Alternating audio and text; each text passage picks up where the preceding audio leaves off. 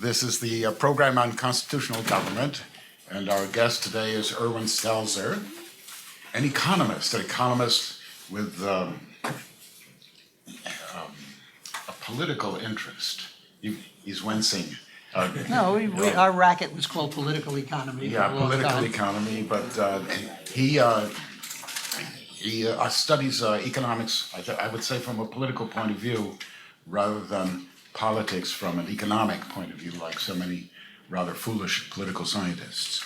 And he is a columnist for the Sunday Times and the Courier-Mail in Australia, and he's a contributing editor at the Weekly Standard, where he has 2 articles in the latest issue, one very interesting on the oil question.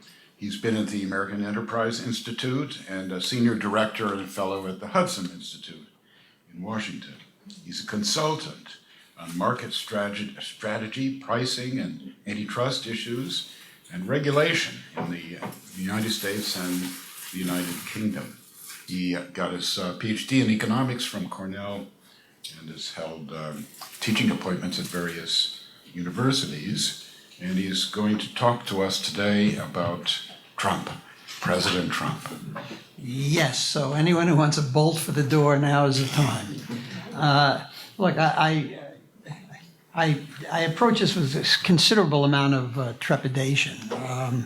First of all, I do not have the learning in political philosophy and all of that stuff. I'm just a tradesman who learned something about the economy. Second, any discussion of President Trump is likely to produce degrees of incivility, I think, not seen since the Boston Patriots. I don't mean your team, I mean the ones who tarred and feathered people who they disagreed with. And third, I have to confess at the beginning that my New York City ear finds the Trump accent and shticks agreeable.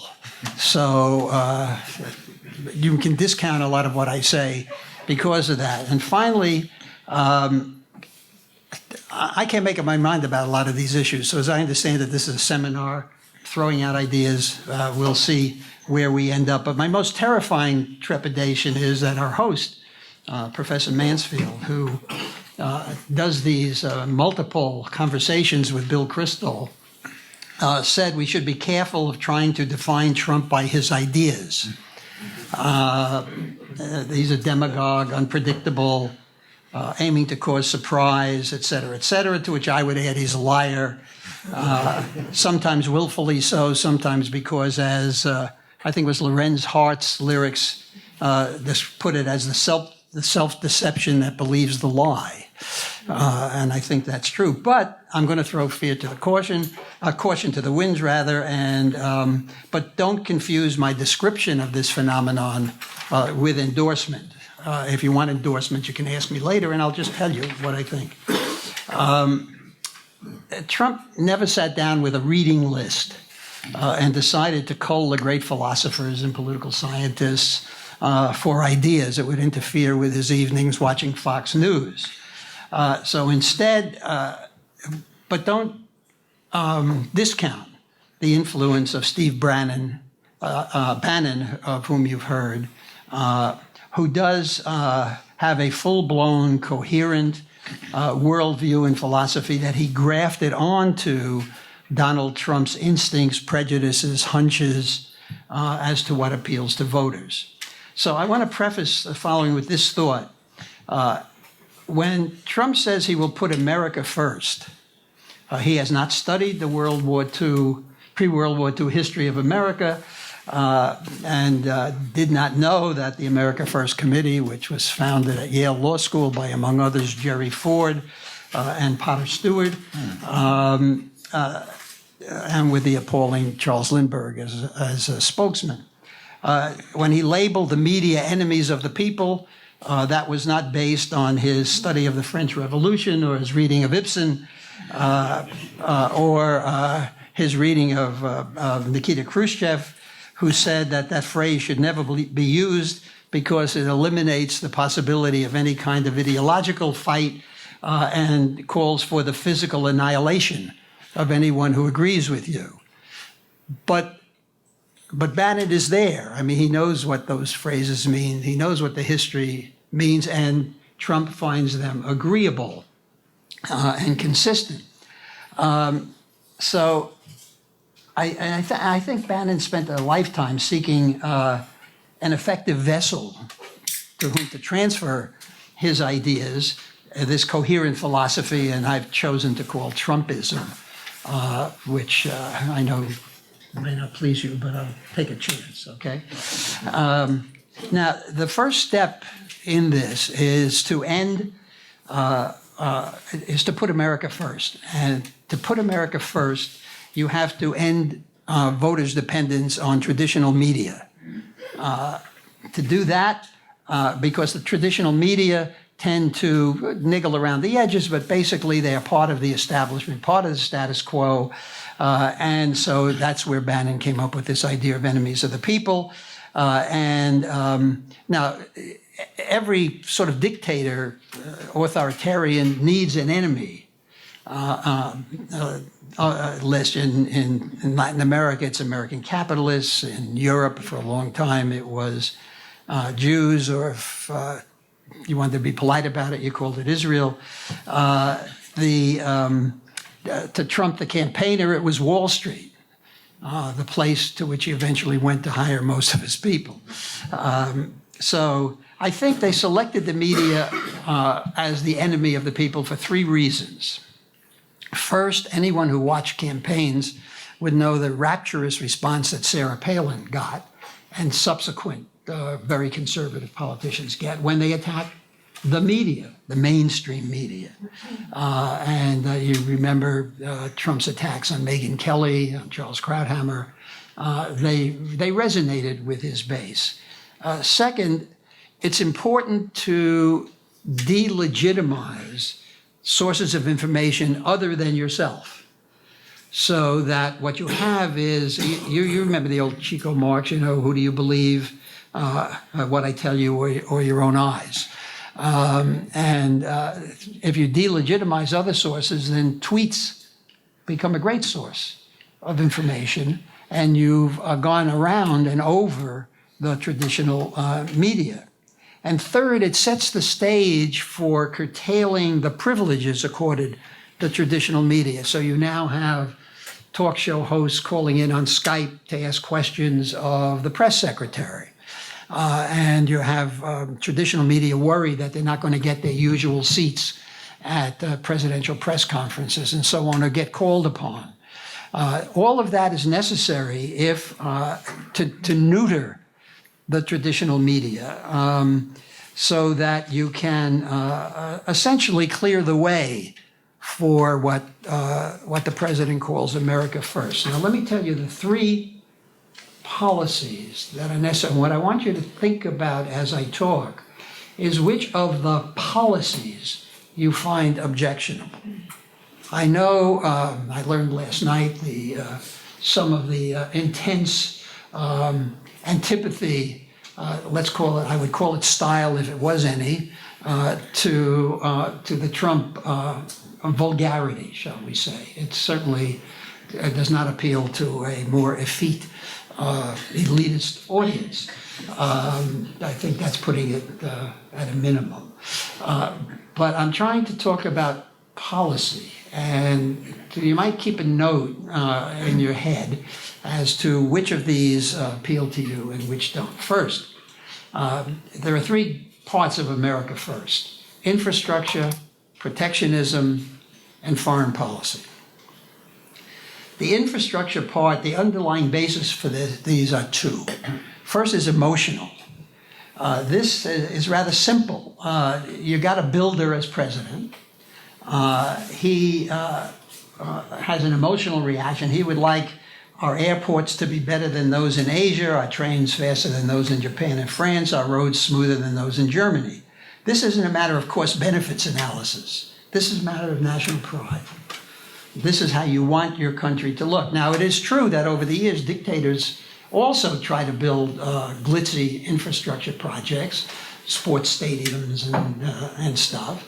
And I'm sure that immediately leaps to mind as I said this to many people. But the first part of this infrastructure thing has got nothing to do with money or cost benefits analysis. It has to do with pride. The second part is that if you want to make America great again, you need pretty rapid economic growth, 3%, 4%, sometimes 5%, he says, sometimes 6%. It depends on the target, on the mood of the moment. But certainly 1% won't do it and 2% won't do it.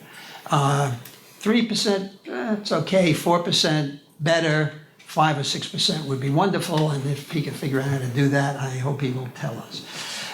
The more rapid economic growth would solve many of the problems, no question about that. It would generate tax revenues, you wouldn't have to make as many hard choices as we now have to make, and there would be plenty of cash to fund the Democrats' wildest dreams and Republicans' military buildups or whatever they have in mind.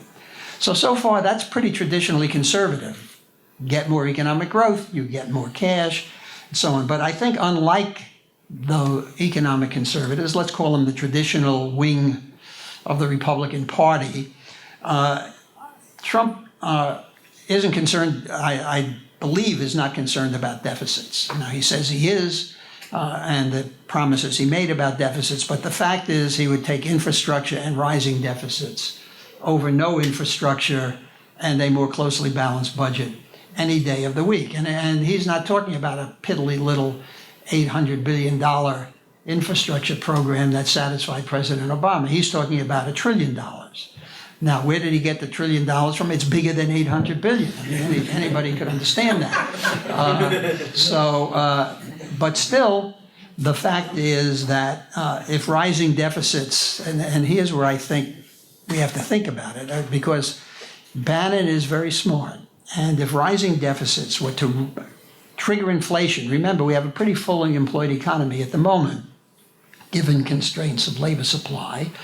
And therefore, an infrastructure program might end up being quite inflationary because there isn't any excess capacity in the economy, or not enough to accommodate a $1 trillion infrastructure program. So if you think about it, now I'm trying to remember when I was radical, which was, Lincoln was not president at the time. But if you think about what inflation is designed to do, and what Bannon really knows, is it would wipe out the rentier class. I mean, that's what it's designed to do, and the crucifixion of debtors on the cross of a relatively stable economy.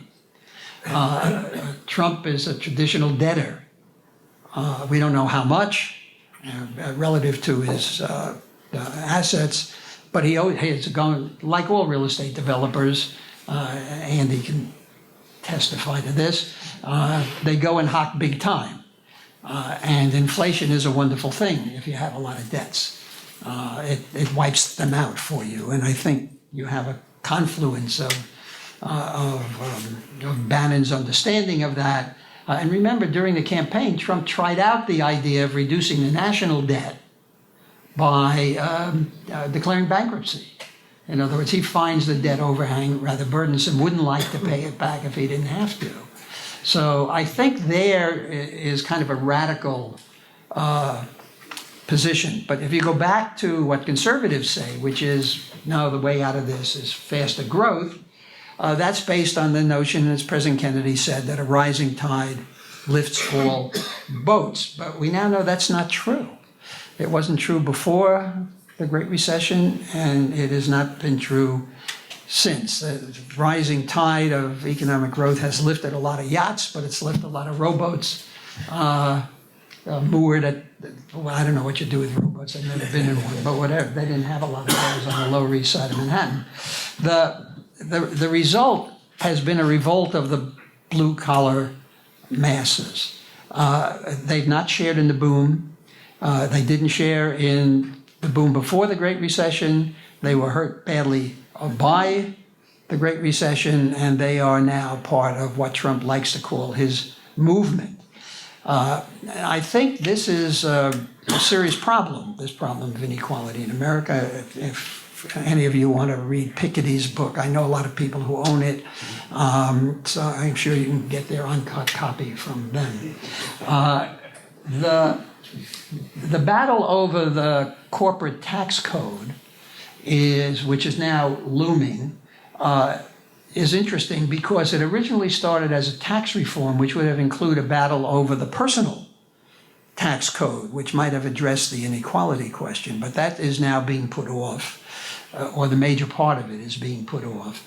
And I think the anomaly that I can't quite figure out is that the Trump-Ryan healthcare reforms benefited young, affluent people at the expense of older, poor people. In other words, the higher taxes went away in Obamacare, more reliance on Medicaid, which was then not going to be adequately funded. And that's the Trump base. So if anybody can figure out the politics of it, let me know. I can't, but they were quite willing to do that. And I think it's partly because when Trump gets in a negotiation, if you feel that your main talent is negotiation, as long as it concludes with a deal, it almost doesn't matter what the deal is. That's how he bought the Plaza Hotel, which then went bankrupt. But he concluded the negotiation very quickly. He called in the owners. He said, "What do you want? I'll give it to you, and I won't even do due diligence." Well, that's a little hard offer to turn down. And he got the Plaza Hotel. But he went broke doing it. The second part of, let's call it America First, is protection. Now, Trump distinguishes between protection and protectionism when he thinks about it. And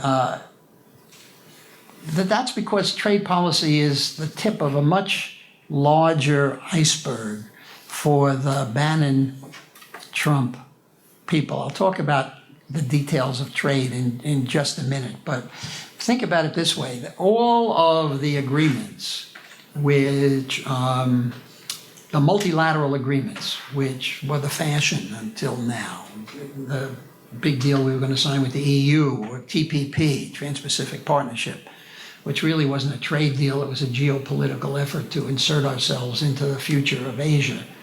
All of these multilateral deals involve ceding American sovereignty to multinational institutions for arbitration. The courts would not be the domestic courts, they would be international arbitration courts, so that or just as, for example, in environmental policy, the Paris Accord cedes domestic control over environmental policy to, in this case, a toothless, but nevertheless international agency, the UN, just as, we've systematically ceded other aspects of our policy to other international institutions, and such as some Supreme Court justices want to incorporate international law or laws or decisions by foreign courts into American decision-making. I think Steve Breyer is the leading proponent of recognizing what foreign courts do. This is why Trump now says, I'll negotiate with anybody, but I'm not going to negotiate multilateral agreements, and we're not going to cede jurisdiction over disputes to anybody except American courts, on the theory that American courts will give us a fair shake, and those foreigners really will not decide anything in America's favor. Now that,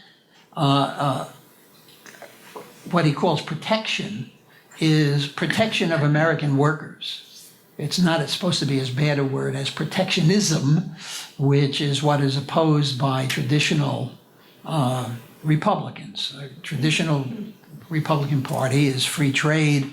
The Democratic Party is not. The trade unions are not.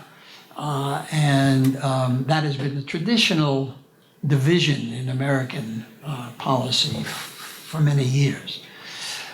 Now, here's the problem. I guess Trump is going to be meeting with Xi this weekend, I think, at Mar-a-Lago, which he in which he feels more comfortable than at the White House, which I could understand it if you have that kind of psyche. They're going to talk about trade, and we economists, most economists, are worried that we will be lurching toward protectionism. I think it was this morning that the Secretary of Commerce said we're not going to start a trade war. There already is a trade war. We just happen to be losing it. And it's been going on for years. And that's reasonable. If you think about China, for example, they make no bones about it. They steal American intellectual property. You talk to anybody in the entertainment industry or anything else, they steal American intellectual property. You can only do business in China if you turn over your intellectual property to them, which is what problem Apple is having. They spend they've just had the meeting for the democratic reassertion of the authority of the leader, in which they have agreed to spend billions on industries of the future, renewables, chips. That's subsidizing these people who will then become world leaders because they'll have scale. And if you send a $50,000 Jeep Wrangler to China and you want to sell it, there's a $40,000 tariff. Now, when somebody says, well, we're going to start a trade war if we start reacting with China, I don't know what they're talking about, and neither does Trump. Or you take NAFTA, which they've agreed now to change in rather more modest ways, not deal with currency manipulation. One of the problems with NAFTA is it was supposed to encourage the Mexican economy to grow by creating a market here for Mexican goods. The trouble is a lot of people are shipping stuff made in Asia to Mexico, who's then transshipping it to the United States as if it were made in Mexico. And so we want to stop that. So the problem is, again, I have two problems with a lot of my colleagues on free trade. One is there's no such thing.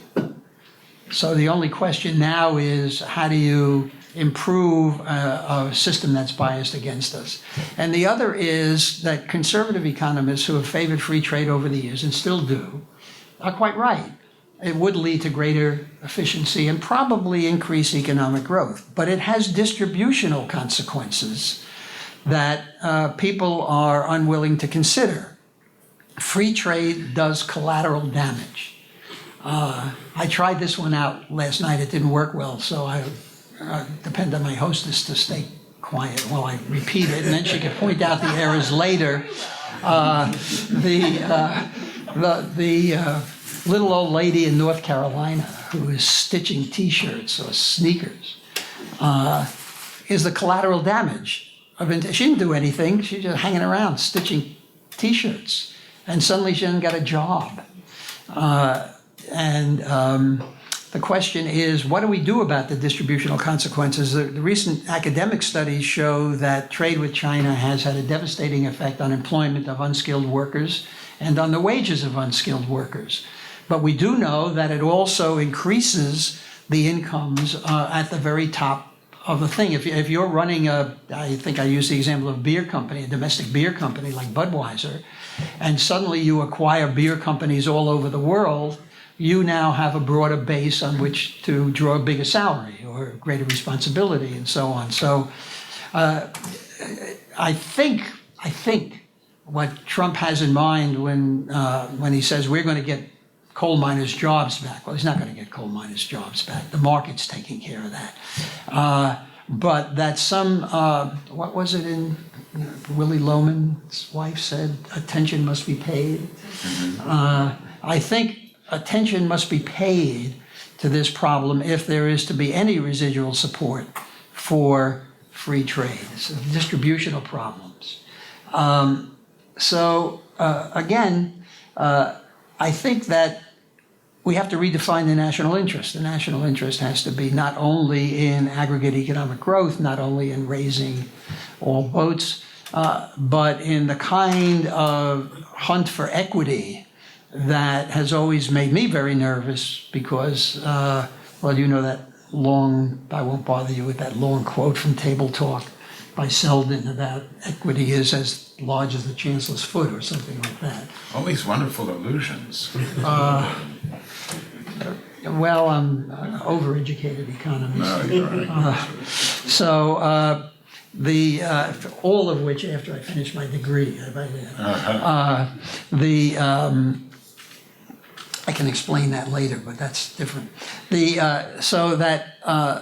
It's always made us nervous, but I think now you are not going to get any support for efficient economic policies if you don't address the equity aspects of efficiency, and that unfortunately gets into areas of economics that are very, very difficult, and we're not going to discuss here. Let me finish with talking a few minutes on immigration and foreign policy.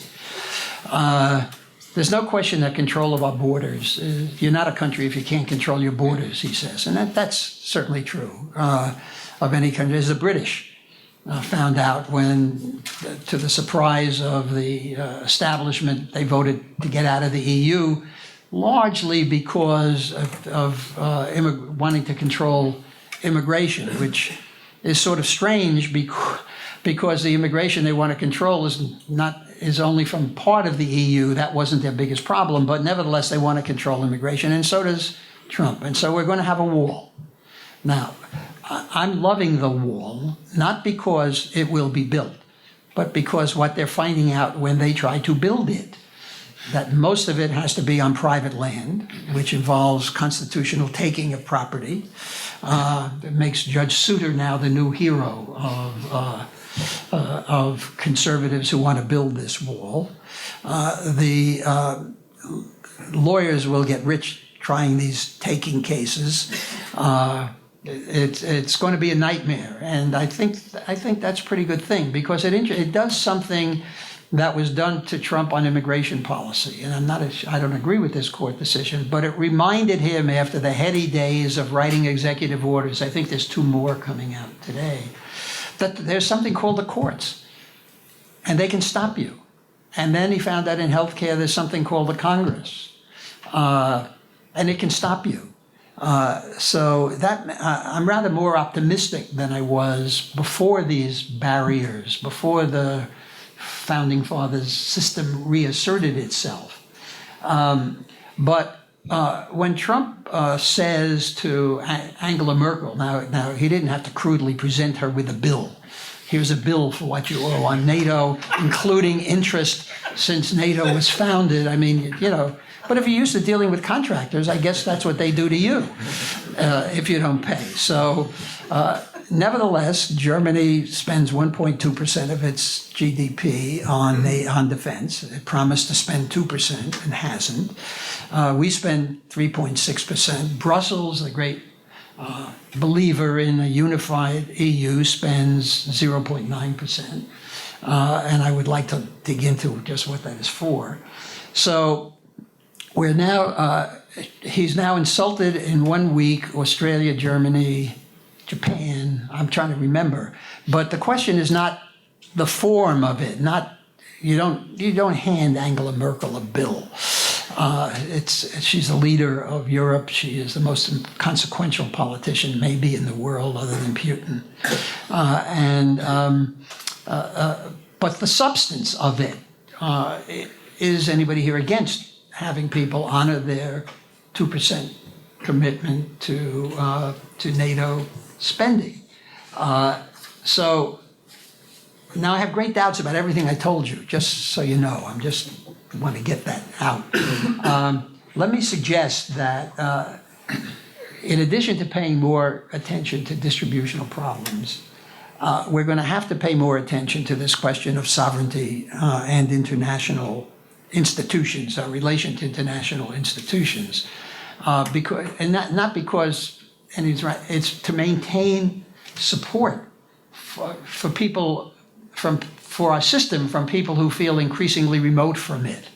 I mean, if you're remote from your federal government, imagine how remote you are from the UN. Now, I would add that it would make a wonderful condominium. And I could picture the next Trump Tower, but no, that's aside. So if you agree with that, we're left with this balance, and this is, I don't know how to make it. I gave it a run last night. Let's assume that we're in 2020, all right? Trump has succeeded in the following things. He's gotten tax cuts for American business and some for Americans. He has gotten a repeal of a whole bunch of regulations that can't be justified as adding to efficiency. He's rebuilt the military, which his budget doesn't do, but nevertheless, assume he did that, and he's restored power to the states with block grants instead of very specific spending. On the other hand, he's degraded the office of the president with tweets and vulgar behavior. He's lowered the quality of national discourse by, among other things, lying. He's alienated many of our allies, and he has created a very dangerous world with, we worry about his reaction to provocation. He doesn't seem to take that very well. So how do you balance these things? That's what I'm trying to figure out. How do you balance these things? I have friends who say that my list of all those things, that's fine, but we're never going to get him because he's going to blow us all up. Well, that's pretty final, so I guess if you think that, fine. But I'm trying to get away from what I consider the surface problems and try to balance the costs and benefits of Donald Trump. And that's what I'm hoping you'll enable me to do before I leave here. Thank you.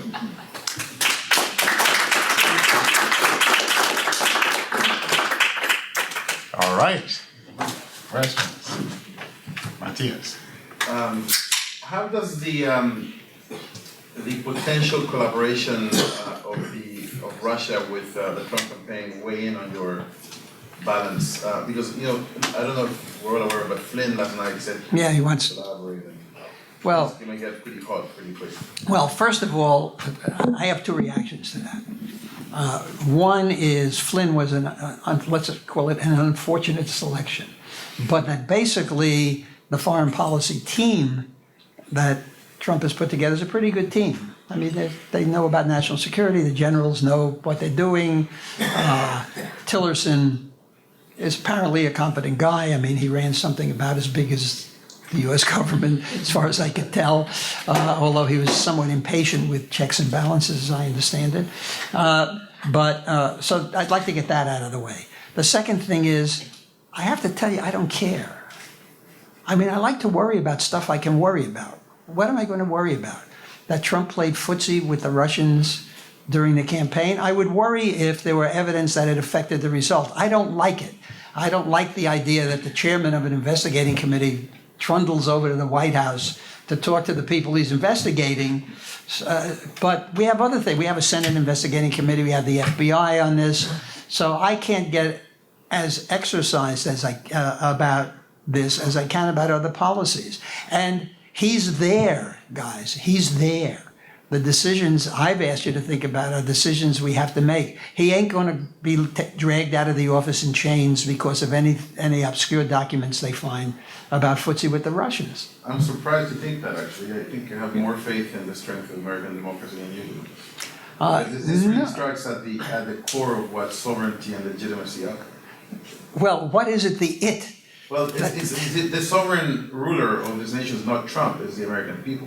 Right, I agree with that. And they have mechanisms of getting him out of office. Right, and if they find these things that you think they found, I would expect them to trigger those mechanisms. Right, so anyway, so you don't think they're going to get... And probably if they found that, I would be for impeachment. Okay, good.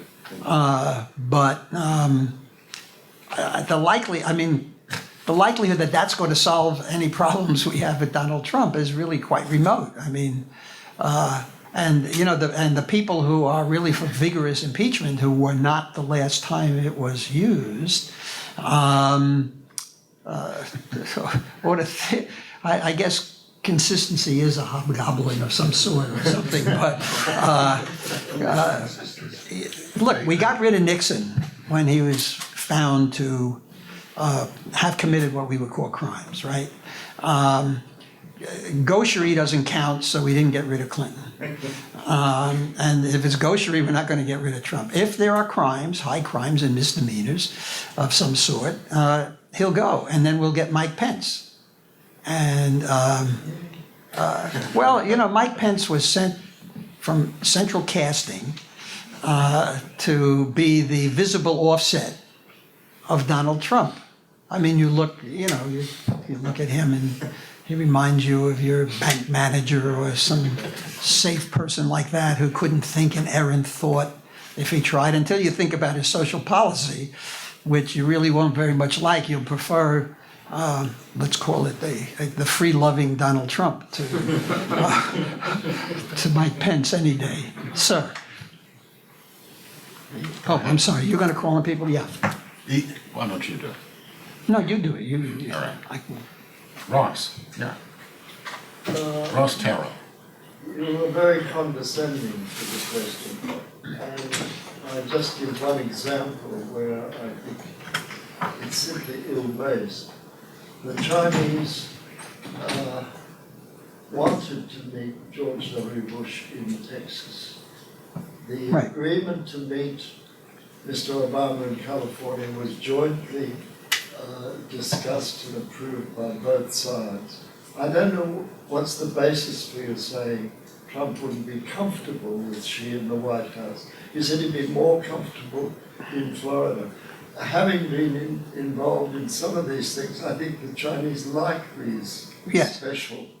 But it's perfectly obvious that Trump is more comfortable in surroundings he has created.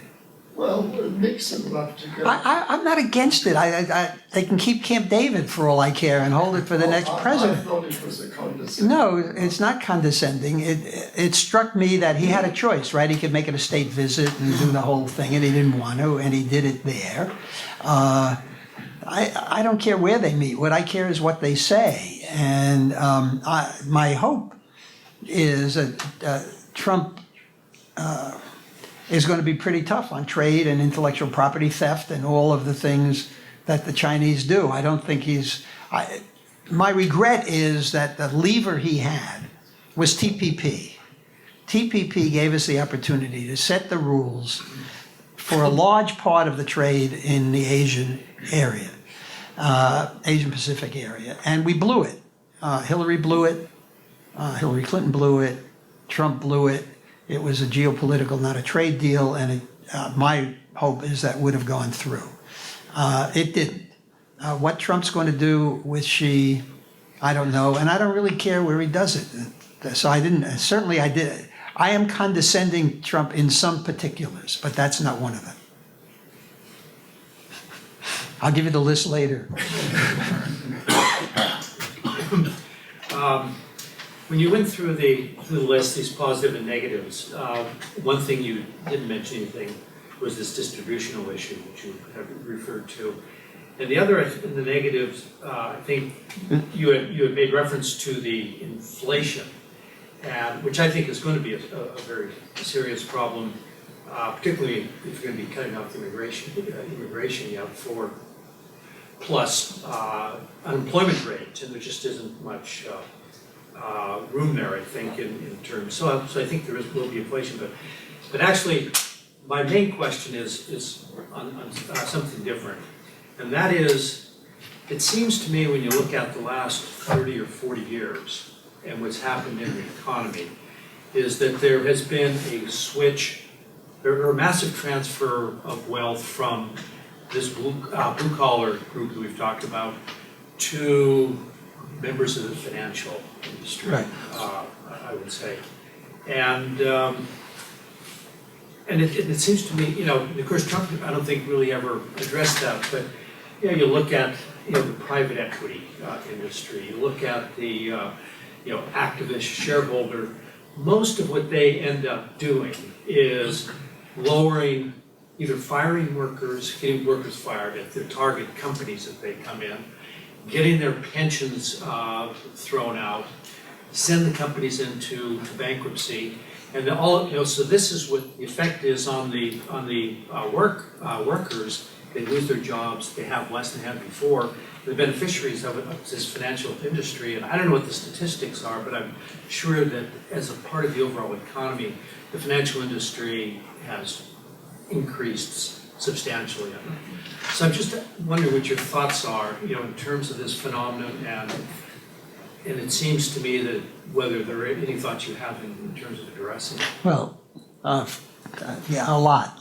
Let's try to sort. You just threw in all of the economic issues we face. So I'll try to address them in order. First of all, the effect of cutting off immigration, creating inflation. I'm not so sure that's true. We do know that immigration does have a depressing effect on wage rates, especially among the unskilled, right? And I think a professor here has estimated that at around 6% is the depressing effect on wages. I'm not sure that there's something called labor cost push inflation. I don't know. And remember, we have the Fed sitting out there. I mean, they are a player in the inflation game. So I worry a little about inflation, and I would worry a lot about it if there weren't political forces that will try to constrain the deficits some more, because running deficits in a fully employed economy is a very dangerous business. And the notion that you can contain it once it starts, you can't. I mean, once it starts, and it's very, very hard to get under control.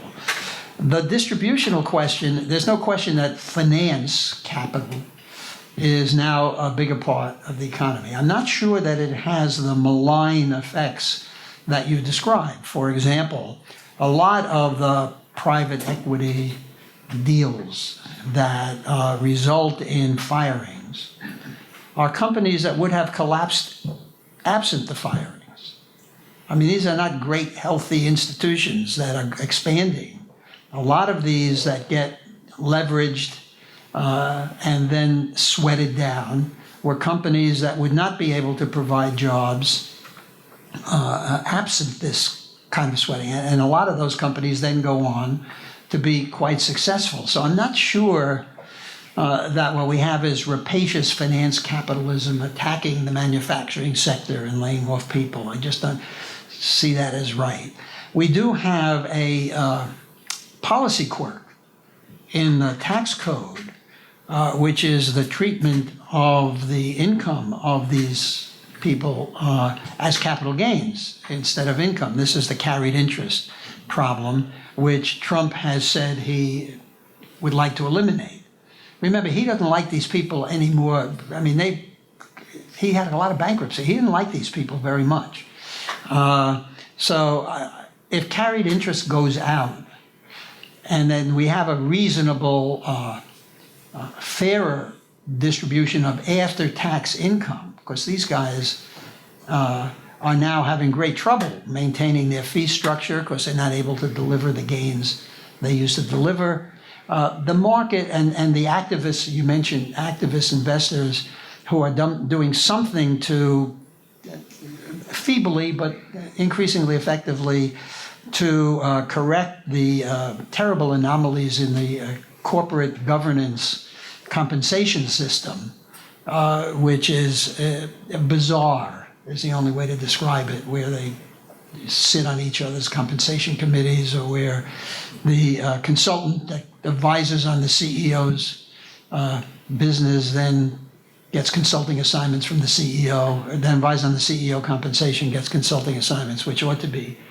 I don't like regulation, but I once tried to get a sympathetic congressman to say any company like Cooper's or any of those that did compensation consulting could not do other consulting for that same company for 5 years or something. It didn't go very far.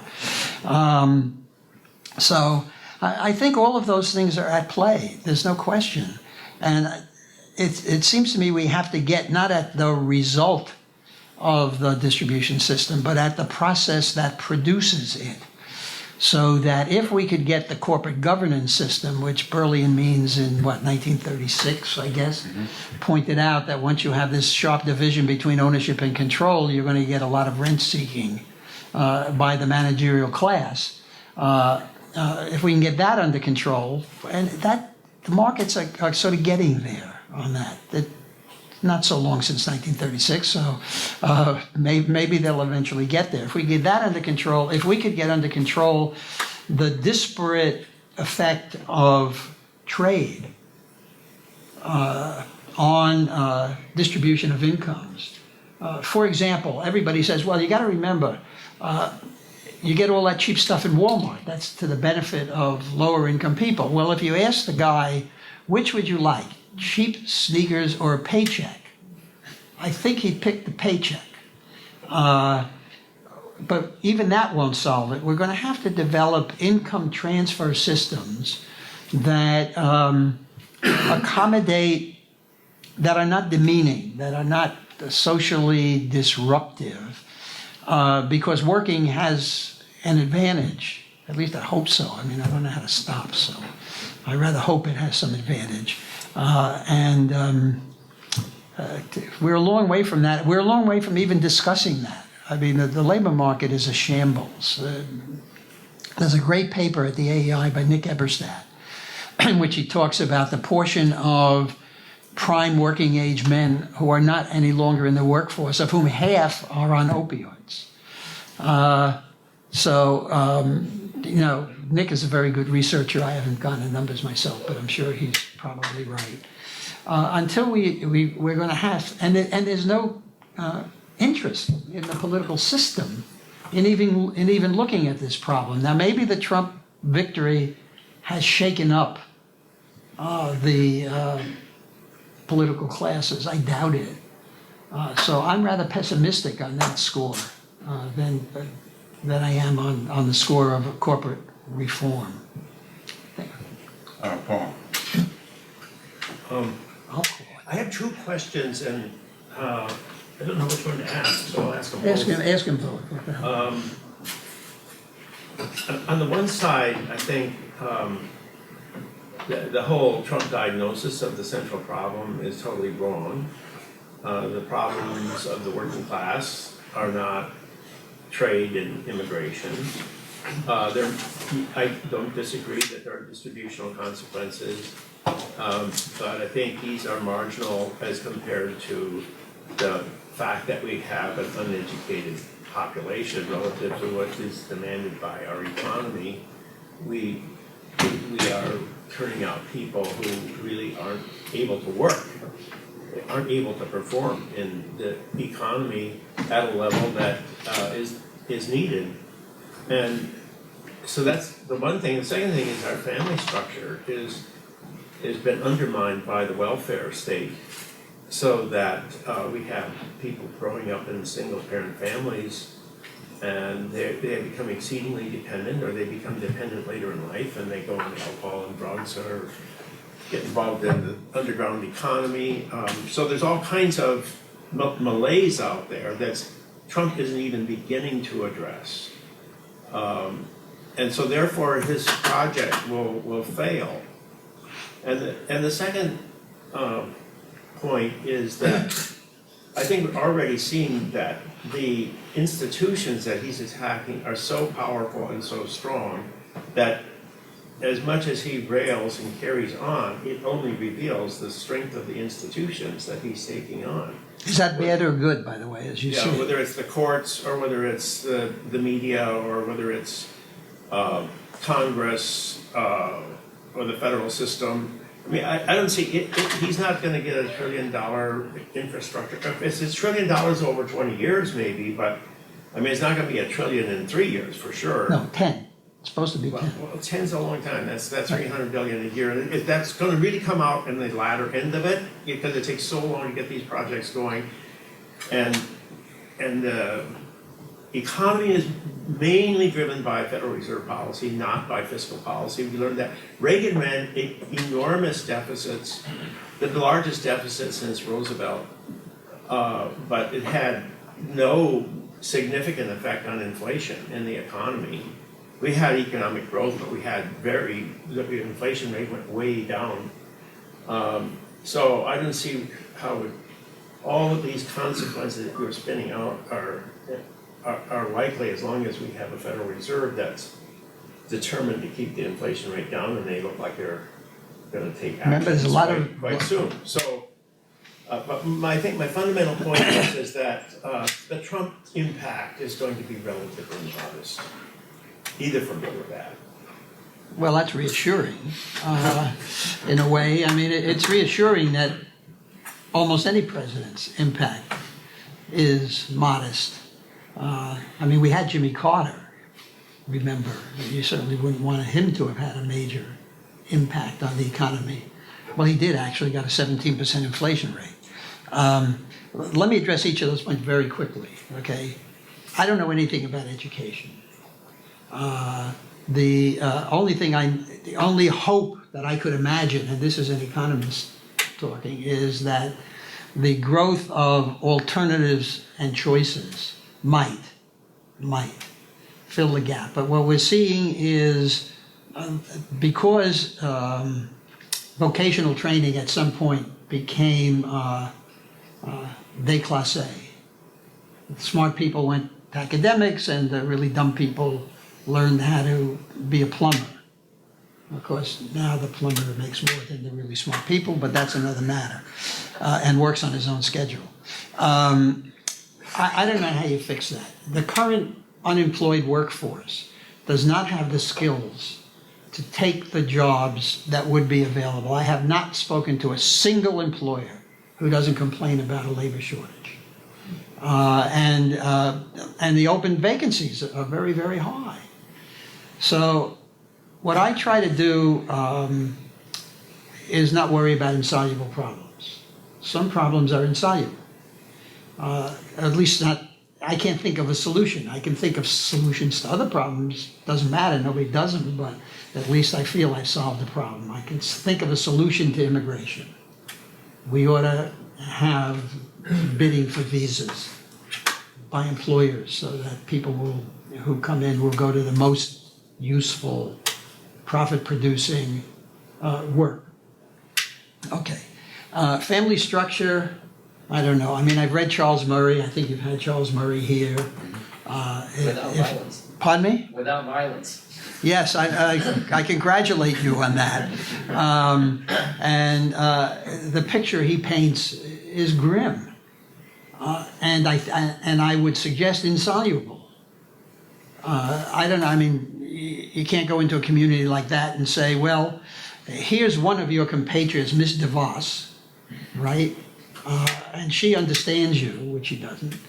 And we're going to create an educational system that will get you off drugs, find you a nice wife or husband with whom you will stay forever, and educate your children, and with any luck, take them to church. It's not going to happen. So I don't know what to do about it. I really don't. I just don't think that's soluble. I think the only thing you can do is arrange income transfers that make life as tolerable as possible for those people. Reinforce the dependency. Yes, right. Well, if you tell me a better thing to do, I mean, the other thing you could do is resort to starvation. I mean, you can say you get nothing or go to work. Now, I mean, I tried that with a son, and it worked out pretty well.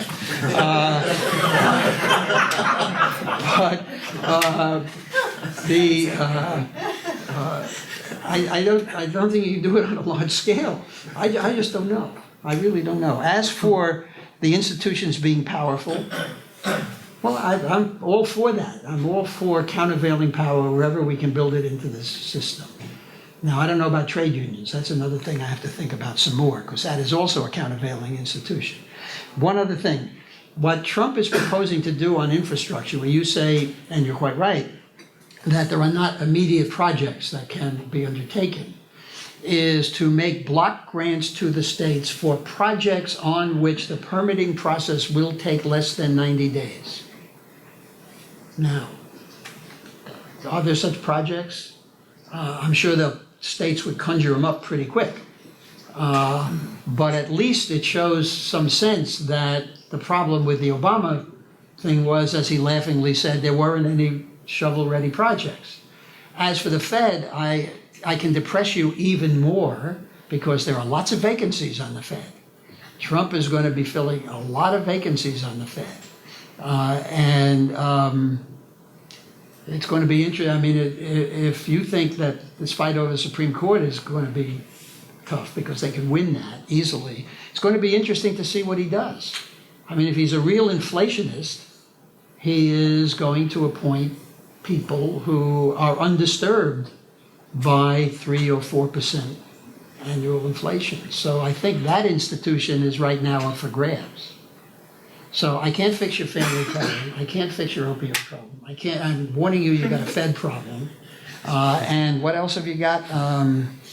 Well, that's about it. That's Church, it. going to church. Yeah, well, look, can I spend 1 minute on this? Yeah. I recently moved part-time to Phoenix, Arizona. Phoenix, Arizona there are more churches in Phoenix, Arizona than in any place I have ever been. You've been there. I mean, you drive down Camelback and it's one church after another. Now, I was brought up in a house where those people were supposed to hate me, so I bought a house and got fences and all sorts of stuff. The thing I found was that the level of civility in society is staggeringly high. People say good morning, little children have good manners. They address you by your last name until given permission to do otherwise. The first day I was there, I came out of Starbucks and some woman was coming toward me and she said, good morning. And I said, excuse me, ma'am, could I ask you a question? I'm new here. Why did you say good morning? I don't know you. And she said, it's the nice thing to do.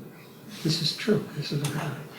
So when I threw in church, it was at least the only bright thing I see on the horizon that might cope with some of that problem. And to me, that was a big surprise. I can give you incident after incident of that, which coming from Washington, D.C., where civility at all income levels of society is non-existent, either to each other or to others, it came as a shock to me. So that's why I threw it in. Also, it gets people a little aroused sometimes in some audiences. So. Rory. Thanks for your talk. You said attention must be paid to this group that you think is hopeless. Can't get inside these people's heads, and probably maybe I would want to, but one reading I have of the administration, of Bannon, of the advisors, is they know all that. They probably know everything you said about the wall, and that they did what they needed to do to get elected. But what they're doing here is partly playing for time. The coalition in 2020 to get him reelected will not get as many of these Rust Belt state, Michigan, Wisconsin voters, because they're not going to get these jobs back. But they might get other voters who see that he's not Hitler and that he's not, and that the economy's growing at 3. So that's one. What really strikes me, though, is that there doesn't seem to be an economic engine. There seems to be short and medium-term fixes in terms of infrastructure spending, in terms of some trade protectionism, but there's no clear way that to turn the general economy's competitiveness around versus, I guess, China on technology. I mean, that seems to be the big missing piece. And I saw David Goldman, the economist, who's a bit of a free thinker, but his big argument was defense spending, grants for R&D, long-range defense spending is the sine qua non. It's the fundamental thing America has to do because they can't compete against the real protectionism is defense. And in this case, the science and R&D funding from the government there's a multiplier effect. I haven't heard anybody talk about this except Goldman, but it's interesting that the defense spending thing that Trump's sort of promising because he wants to make the military great again too, sure, why not, but it doesn't seem to be in the budget. It's very rarely linked with any economic growth platform. And I was wondering if you've heard of. Well, you made a couple of points. Number one, the question of where, first of all, the increase he's targeted for the military is 3% compared to what was in the last Obama budget. It's trivial. The idea of the military as an engine for R&D, I mean, that's how it works in Israel, right? I mean, almost all these entrepreneurs who start all these companies come out of the military. Not the military as an engine, R&D research, which is first of all. Now, I'm saying it could be the other way around. It depends how you spend the military budget, right? But he's cut basic research in many areas. Now, that's what he says. We'll see what happens when the budget becomes a budget. But the engine of economic growth is the capitalist system. If incomes are rising, and not a lot, things take care of themselves. I mean, get out of here, go to the Midwest, go somewhere where people start businesses, where entrepreneurs start businesses.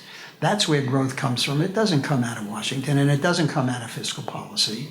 Now, yes, it's good if we have a general framework of competition and rule-based businesses and so on, but basically, we can't see where the growth is. We never could. I mean, did you think, well, you're young enough, so you probably thought when you were 6 years old that you'd have a cell phone, but the older people didn't. Things happen. That's how an economy grows. They don't grow from somebody making a 5-year plan for how much to spend on R&D. It just doesn't work that way. Now, I will say this. China has taken central planning to a level that nobody anticipated central planning could do. Of course, the collapse of the Soviet Union showed that, they had a large supply of left-footed shoes, but they didn't have any right-footed shoes. Planning, drive down, I mean, my favorite enterprise is strip malls. Okay, I know people don't like strip malls, but if you look at a strip mall, just think of all those little businesses that have started in the strip mall. Somebody's doing nails, and somebody else is doing braiding, and somebody else has decided to have yoga mats. I don't know what they are. That's where the American economy grows. I mean, think of this. We have an obesity problem in America, apparently, right? Go into a department store and look at the sizes now available and things. There's all you want. Now, they're called extra large. They're not called obese. Of course, that might deter sales. But the economy, in New York City, if it were raining like it was here this morning, there'd be 85 Africans on Fifth Avenue selling umbrellas. That's what the American economy is all about. It's not about infrastructure planning. It's not about all this stuff. And that's why what I didn't talk about was repealing all these regulations that make it very difficult to start businesses. I didn't do that because that's really my specialty, and I can talk about to eye-watering length and detail. I didn't want to do that. But one of the problems when we talk about policy is that a lot of it, as this gentleman pointed out, is irrelevant. You can make general policy, but you can't affect a lot of the things. And what you can affect is to keep an open economy, to try to have a tax code that penalizes consumption but not work and risk-taking, which is what a border adjustment tax would do. And conservatives have always been for. Try to keep government from draining too much. I mean, in France, now, government spending accounts for more than 50% of GDP, and they can't figure out why they're not growing. I can tell them why they're not growing. When you think about where is it going, it's like somebody says, where's the next technical breakthrough going to come from? Well, if you knew, it wouldn't be a technical breakthrough, right? I mean, you think about it. MIT. I know. Yeah, well, maybe. And keep it open. Prevent regulations from stifling the disruptors. the Ubers, the business-to-business lenders, the things that really oil the creaky joints of an economy, rather than, and that's the funny part of this. I mean, if he gets his way with regulations, he will have contributed to the destruction of the things he's trying to preserve, because if you dig holes in the ground and you pour concrete, he understands it.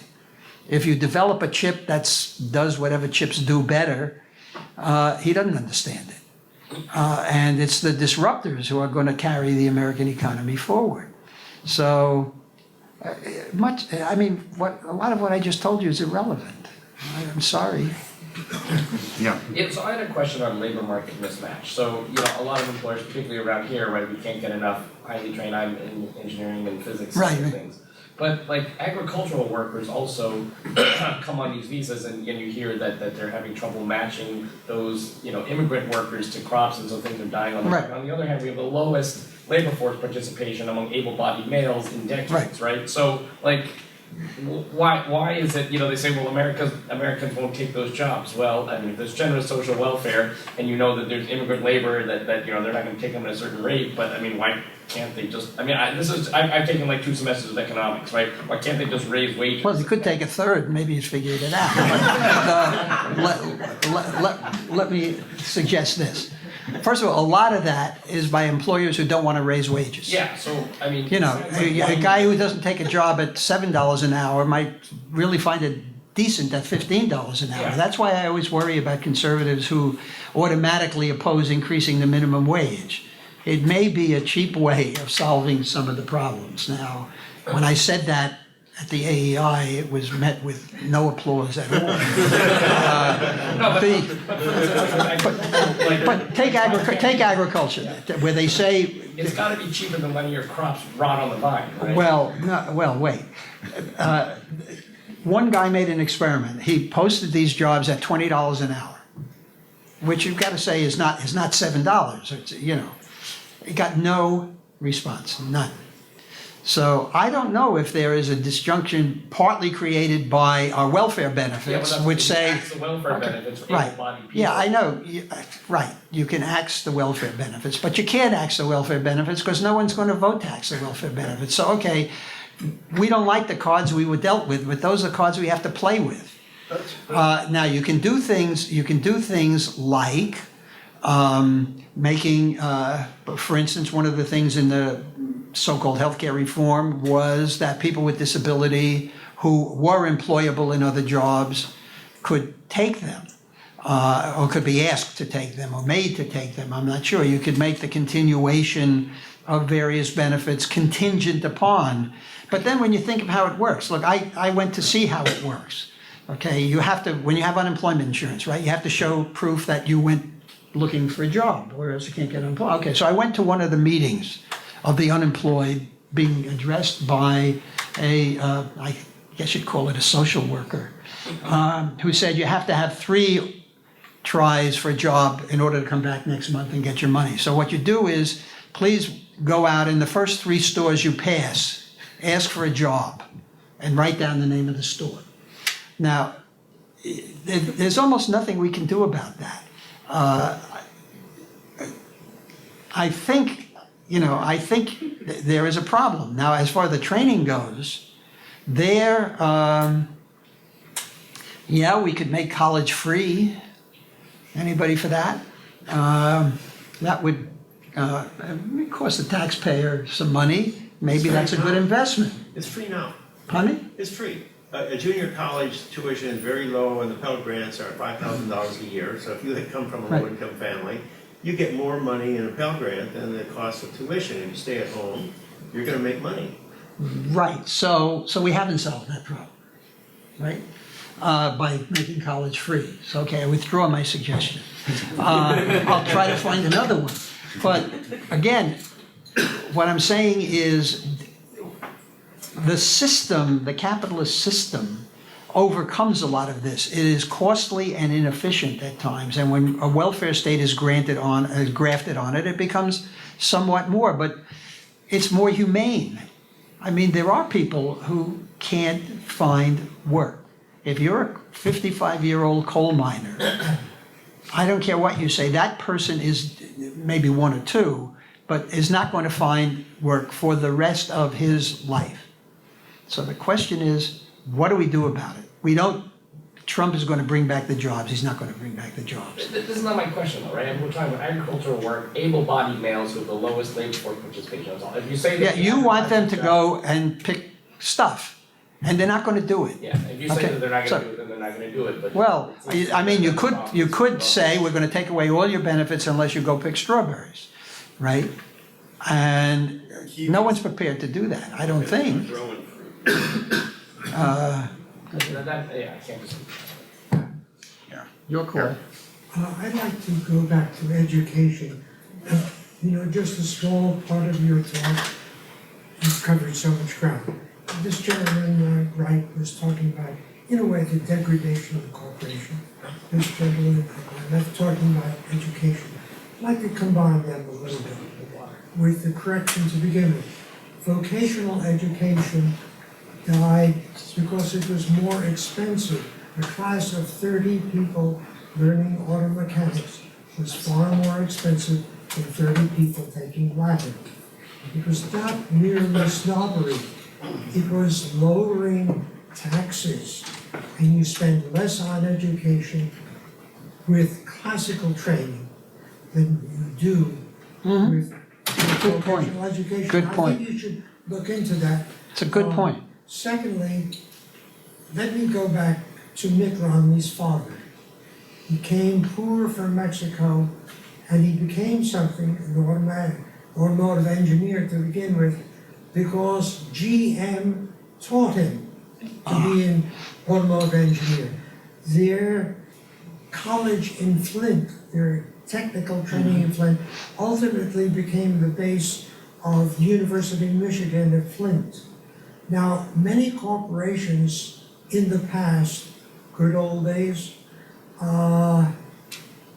educated their workforce and continually educated their workforce. And that, of course, that's an expense, so it is taxpayer supported in a way. The people who do the corporate rating, amongst things they cut back on is R&D and education within the corporation, such that the corporation today may educate by saying you do it on your own time. George Romney did it on company time. You do it on your own time, we'll give you a grant, you'll go online for a course or take it locally. Some companies are doing that. But basically what they're doing is, by example, let's go to South Carolina. I'm going to get an automotive company if I pay $150,000 per job or more to the company. That's a subsidy. And I'll provide them with workers by having taxpayers have a junior college or better in Spartanburg, and then you'll pick up these people as a result of further taxpayer expenditure. So we're going to teach them how to do the job you want, and we're going to pay you to hire them per job. Alabama's the same, etc. Now that is a warpage, I would say, of what we would want and did in the past, of having the corporation educate its own. And all that would be deductible ultimately on the bottom line. But they don't want to undertake that responsibility.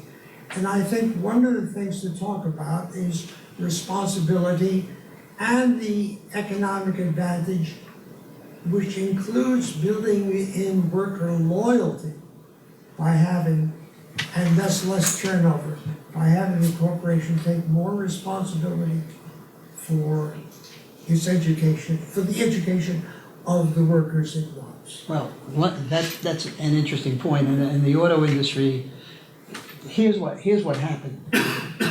When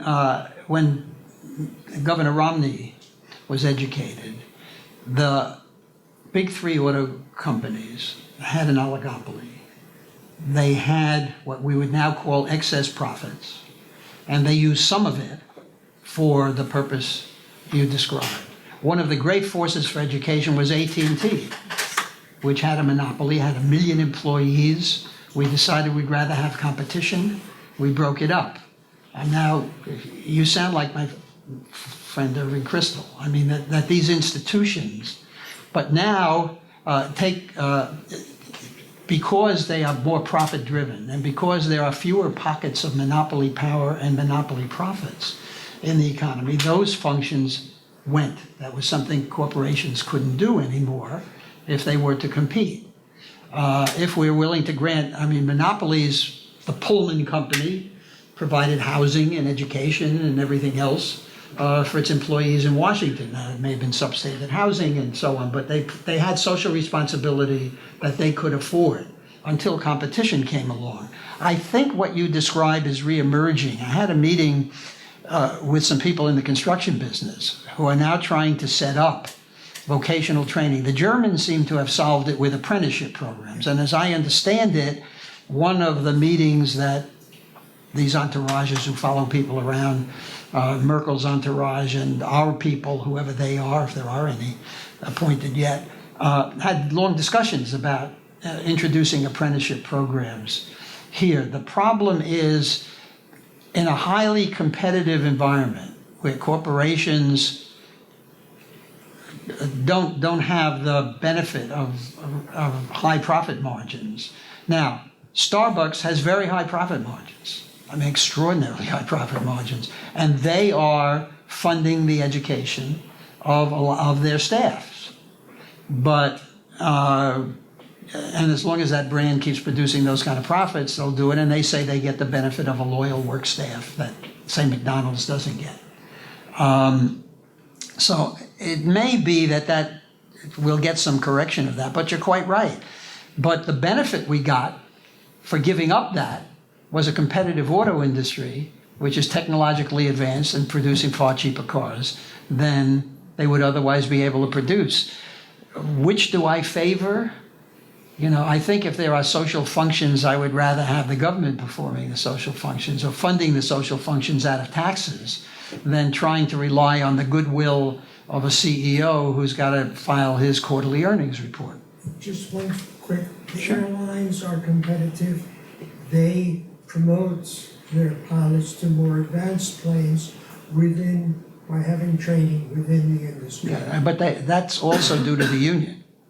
Well, And so the unions. unions may be helpful sometimes. Yes, I'm not. Look, you don't have to tell me that. I mean, they had been a force for good. I mean, if you take unions now of unskilled workers in Nevada, the hotel workers and so on, if they're the only instrument that can train these people to move up the ladder. So I don't know where I come out on trade unions. I know where I come out on some of the things they do.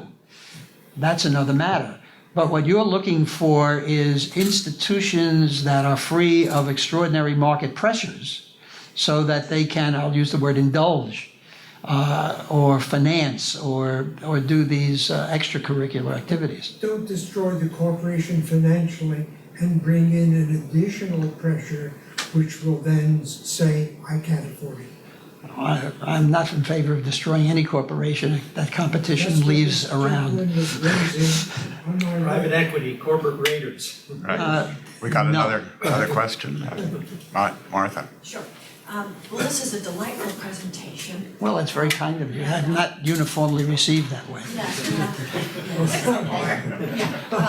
And as it happened, my uncle worked at AT&T, got out of World War II as a very young man, was a lineman initially, a lineman in Minneapolis, Minnesota, eventually became a regional vice president in Omaha, and ultimately became national, one of the national vice presidents in New Jersey. So you see that. But that isn't my question. My question is really simple. Yeah, that was just an addendum. It's really simple. You used the word rent-seeking here and in your article. Could you tell me, in 20 words or less, what is rent seeking? Is it good or bad, and why? Question Well, for the an economist. real answer to your question is no. Okay. I can't tell it to you, Nat, but I'll give you a thumbnail notion. It's earning more than you would in a competitive situation, either through a cartel or through, well, let's just leave it at that. How about investing in the stock market? Is that rent seeking? No, that's risk-taking. Okay, well, I don't know, but I won't, we needn't spend any more time. I will send you, if you give me your address, I will send you a one-page, no, you shouldn't leave here more ignorant than you came in. That is very bad. So if you give me your address, I will send you a workable definition of Well, rent that would be seeking. very kind of you. Okay, I'd be glad to do that. Avi, I want to get back to something you said a while ago about Walmart, and if you ask the man, does he prefer a less expensive product to a paycheck, he would say he prefers the paycheck. I would say the counter argument to that is how he votes his wallet. Walmart is very successful, sells an awful lot of products. I don't think he'd use it that way. You mentioned a woman making sneakers in some state or other. She's susceptible to being driven out of business by a technological advance. I guess the classic case is Right. the automobile doesn't have to come from abroad. It Right. can come from another state. But if Walmart sells a sweater that it got from China for $20 and the American-made one sells for $50, this worker, and you don't have to be a wealthy man to buy a $20 sweater, this worker is going to benefit from having that $20 sweater. Absolutely. He now has $30 additional dollars to spend or save, and the economy will be the beneficiary of that. All that said is the basic argument for free trade. Now, you mentioned with China that they do things that are upsetting, or certainly immoral. I don't know where the legality comes in. A $40,000 tariff on a $50,000 car. So the basic question, after clearly stating that I believe in free trade, is, as a matter of policy, what would you advise the Trump administration, assuming we have a more amenable Trump or another president, if he turned to you and said, what should we do with China to try to redress these improprieties, inequities, grievances? What would you say? Oh, I would say tit for tat. In You other put words, tariff we on will all. treat your goods like you treat ours. So Now, is that not that's a trade war? Well, there's a trade war now. We're just not fighting it. So it would escalate the trade war as well. Unless they change their policies. Now, let's tick down the policies. There would be no cost to saying that to them, if you steal our intellectual property, if you insist that companies turn over our intellectual property to you, we're not going to let those companies do business in China. Okay? Now, that means our companies might be deprived of the chance to, they all think they can beat the system, everyone I've talked to. Well, Westinghouse, which just went bankrupt, said, and they turned over their nuclear technology. So I would, I don't know, this is a bad phrase, but I would get tough with them. I wouldn't fool around with currency manipulation. It's too complicated, and they're manipulating their currency in the exact opposite direction at the moment to stop capital flows. But I would say you cannot go on doing this, or we will retaliate. The WTO has retaliatory mechanisms in it. You don't have to violate any WTO rules. You just have to go through the WTO procedures to set retaliation. Because it seems to me, if you're for free trade, you're for free trade in the search of long-run efficiencies of the world, distribution of world resources. I mean, that's what free trade is all about. What China is doing has nothing to do with that objective.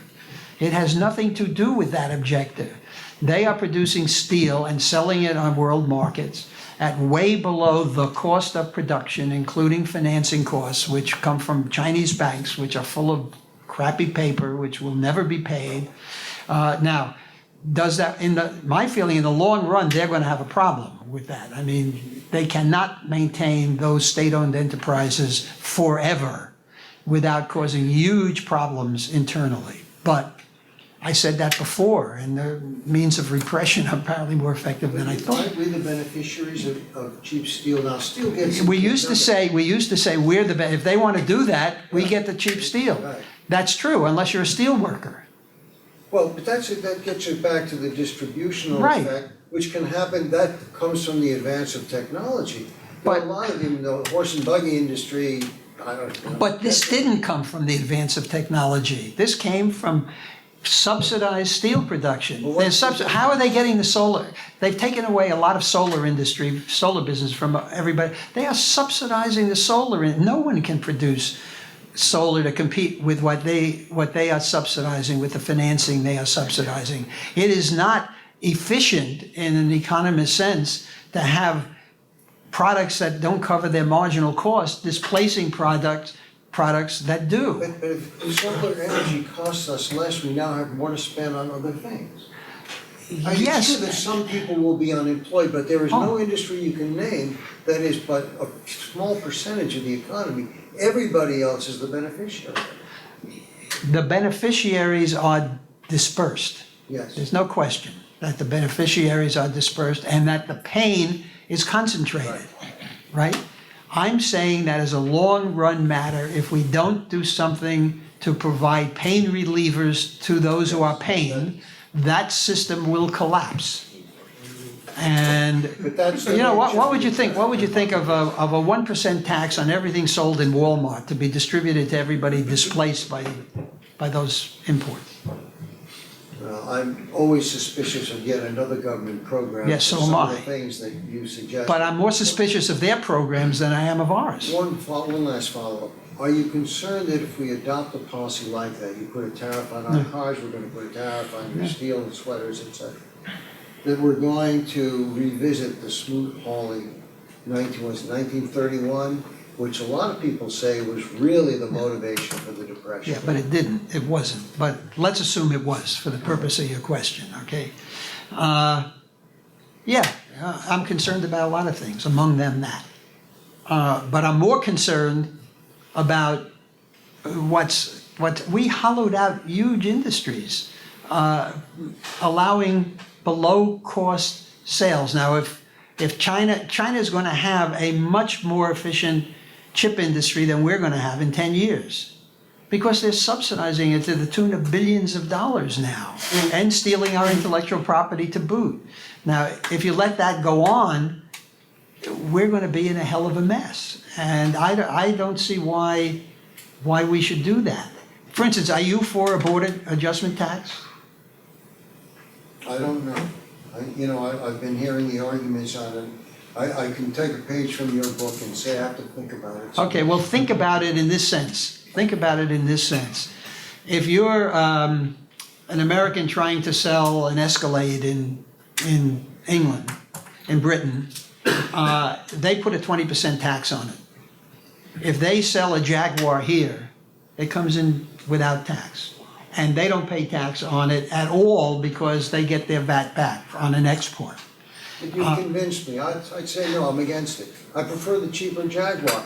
I don't care that Right. if we... So you don't care about the guy who would be making the car we're going to sell there. Okay, then look, that's a value judgment, and you're entitled to it. We have an unemployment rate here that's under 5%. Let's not make it that the bread lines are so long because I'm not saying the bread lines are long. I'm not saying that Chicago is going to go into Lake Michigan. All I'm saying is that these are competing values, Yes. right? And since this isn't the kind of reception that Charles Murray gets otherwise, we are entitled to our competing values. And I have a greater affinity for the hoary-handed labor of something or other than you do. I was brought up among those people. And so I'm more sympathetic to them than I am to the guy who wants a cheaper Jaguar. So this is social judgment. That's why we have voting. That's a very nice point on which to end this fascinating variety that